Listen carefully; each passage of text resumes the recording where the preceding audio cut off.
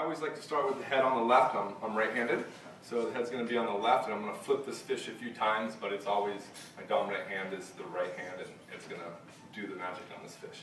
We're going to take the fins off first, and if you pull the fin up, there's just a nice little, there's a little bone, a little cartilage bone that's right in between there. As you pull it up, you can just wipe that right off. It's a nice, easy way to do that. There's another fin here.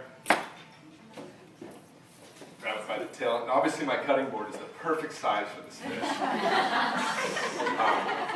So normally I would just swipe this right off, but I would probably hit you. So I'm just going to kind of slowly, not the way it does it. All right, sorry. I'm just going at it. And we grab the top, get the top fins off. Ready? Then, same thing, get your hands out of the way, get right in that joint. Just get right through it. So now I got the fish and all the fins are off. If you were doing a cater cut, we'd leave the fins on, but you guys are going to eat this tonight, so I think, right?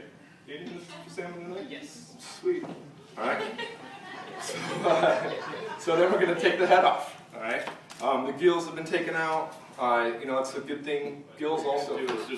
You can see the bone now that I've cut this off. There's a bone here, and I'm just going to run my knife right on top of this bone, all the way down to the bottom here. And for you guys over here, it's right here. There's like bone or the cartilage here. I'm just going to run my knife right along the top of here, and just get this part that's not connected to the belly, so that it's all uniform and you know, aligned. Let's cut this off. So I'm just going to bring the knife right down here to the tail.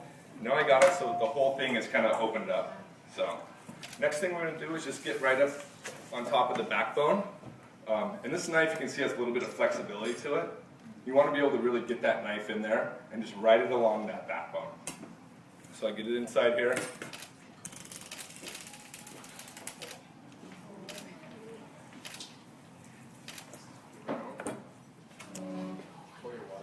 Excuse me, the rib bones.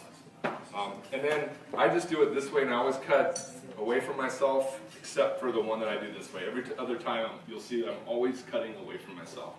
But you just get right on top of these lines, and I like to be able to see, can you see my knife underneath there? Like, you really want to be able to see the knife right underneath those bones. So you can pull it through, and again, like I've done this for a while, so if you don't see the knife for a while, it's okay. And then we'll just cut the rib bones right off. That's a really hard move. Right there. That's difficult. Yeah, and then we'll do it. Even that to control your knife like that is really hard. Then we'll go back to the other side. And again, this is the only time that I cut towards myself. So we'll just come right down. Again, you can see the knife for those of you standing behind me. You just cut it, come right back and just take it right off. All right, so now we're going to separate it into two fillets. You can go here.